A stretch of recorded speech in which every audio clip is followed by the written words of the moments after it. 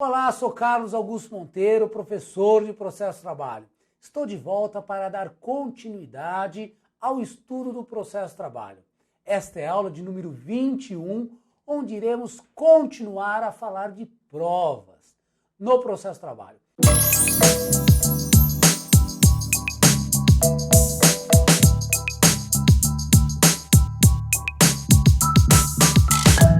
Na aula passada falamos das regras dos dispositivos legais a respeito de provas no processo de trabalho. E nesta aula aqui irei chamar a atenção de vocês para 4 importantes súmulas do TST a respeito de provas. Essas 4 súmulas caem direto na primeira fase da OAB. É muito importante que você conheça o conteúdo dessas 4. A primeira é a súmula 43 do TST. Coloca na tela aí, olha só. Súmula 43. Presume-se abusiva a transferência de que trata o parágrafo 1º do artigo 469 da CLT, sem comprovação da necessidade do serviço. Muito bem, volta a imagem aqui para mim. A súmula 43 está aí para exemplificar aquela hipótese do artigo 334 do CPC, inciso 4, sobre aquelas questões que não precisam ser provadas porque milita uma presunção legal. Aqui é um exemplo daquele dispositivo.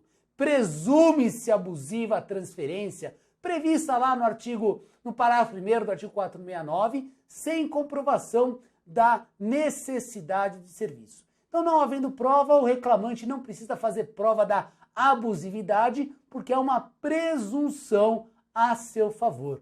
É exatamente o que está no CPC, no inciso 4 do artigo 334. Outra súmula é a súmula 212, que também é outro exemplo desse artigo 224, inciso 4 do CPC. Coloca aí na tela, súmula 212. O ônus de provar o término do contrato de trabalho, quando negados a prestação de serviços e o despedimento, é do empregador, pois o princípio da continuidade da relação de emprego constitui presunção favorável ao empregado.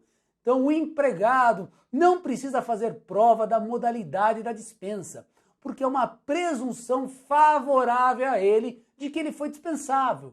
Qual é essa presunção? Esta presunção decorre do princípio da continuidade da relação de emprego. Por esse princípio de direito material, a gente estuda que a relação de emprego começa para nunca mais acabar. Presume-se uma continuidade. A rescisão contratual vem vem acabar com esse princípio, razão pela qual contraria o que? Uma presunção favorável ao empregado. Então, quem tem o ônus de provar o despedimento? O empregador. Se mandou embora se a rescisão se deu por pedido de demissão, ele tem que provar que o empregado pediu demissão. Se foi mandado embora por justa causa, ele tem que provar que mandou embora o empregado por justa causa. É princípio de direito material. Então coloca lá na súmula de novo, ó. O ônus de provar o término do contrato de trabalho, quando negados a prestação de serviço e o despedimento, é do empregador. Volta para mim, por quê? Porque milita favorável ao empregado um princípio de direito do trabalho. Mais um exemplo do item do inciso 4 da súmula 334. Então é importante quando se fala de ônus da prova. Primeiro, súmula 43. Segundo, súmula 212. Terceiro é a súmula 8 do TST, que trata do momento processual, momento de fazer a prova. Olha lá na tela, súmula 8.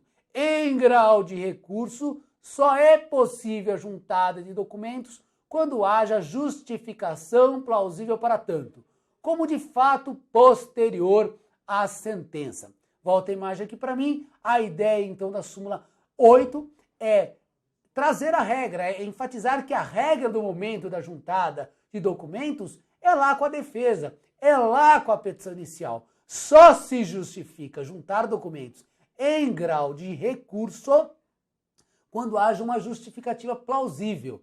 E o dispositivo exemplifica o que é uma justificativa plausível, quando o documento é proferido posteriormente à sentença. Tá ok? Então, terceira súmula aí que você precisa conhecer sobre ônus da prova, sobre regras de prova no processo de trabalho.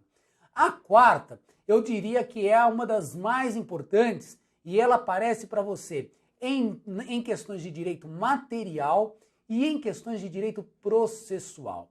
É a súmula 338, que trata da jornada de trabalho. Coloca aí, olha só, súmula 338, jornada de trabalho, registro, ônus da prova.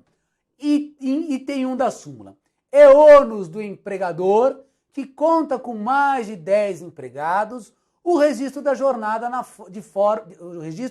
de trabalho na forma do artigo 74, parágrafo 2º da CLT.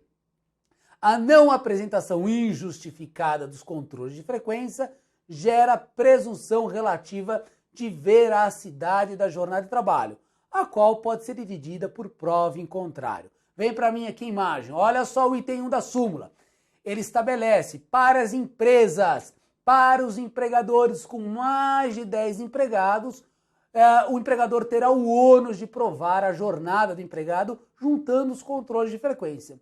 E se não juntar, presume-se verdadeira a jornada informada pelo empregado na inicial. É isso que diz a súmula. Olha só, item 2. A presunção de veracidade da jornada de trabalho, ainda que imprevisto instrumento normativo, pode ser dividida por prova em contrário. Volta a imagem aqui para mim. Claro, no direito do trabalho vigora o princípio da primazia da realidade. Pouco importa o que está escrito nos documentos. Pouco importa o que está escrito no acordo coletivo, na convenção coletiva, no contrato individual, nos controles de frequência. O que vai ser verificado é a realidade dos fatos. Então, a presunção da jornada, da veracidade da jornada de trabalho, ainda que prevista em instrumento coletivo, pode ser dividida por prova em contrário. É o que está no item 2 da súmula 338. E por fim, o item 3 da mesma súmula. Coloca aí na tela. Os cartões de ponto que demonstram horários de entrada e saída uniformes são inválidos como meio de provas, invertendo-se o ônus da prova relativa às horas extras, que passa a ser do empregador, prevalecendo a jornada inicial se dele não se desincumbir. Volta a imagem aqui para mim. Olha só, a leitura do item 3 tem que ser feita juntamente com o item 1. Então a regra é, tem mais de 10 empregados, tem o ônus de juntar aos autos os controles de frequência. E se não fizer? Se não fizer, presume-se verdadeira, presume-se que a jornada correta é aquela informada pelo empregado na inicial. Muito bem. Os controles de frequências não podem possuir jornada, controle britânico. O que é controle britânico? Sem variações. Aquele empregado que entrou às 8 horas em ponto e saiu às 18 em ponto durante 5 anos. Não é possível isso. Isso é considerado, meio de prova uniforme, como diz ali. Ó. Os que demonstram horário de saída uniforme são inválidos. É considerado meio de prova inválido. Não serve para provar a jornada. E aí, o que faz? A súmula diz, nesses casos, inverte-se o ônus. Nesses casos, o empregador detém o ônus de fazer a prova por outros meios. Por que por outros meios? Porque os controles de frequência são imprestáveis, porque eles estabelecem jornadas britânicas, ou, como diz as súmulas, entradas e saídas uniformes. Então anote aí, horários uniformes de entrada e saídas são inválidos como meio de prova. Qual é a consequência disso? Inversão do ônus, que passa a ser do empregador, ok? São 4 súmulas aí que aparecem bastante, que tratam de jornada, de ônus da prova no processo de trabalho. A mais importante delas, esta última, 338, fala da jornada, ela sempre aparece e por isso você tem que ficar atento. Tudo bem? Próxima aula a gente fala de nulidades, dando continuidade aí ao nosso estudo do processo de trabalho para a primeira fase da OAB. Até lá!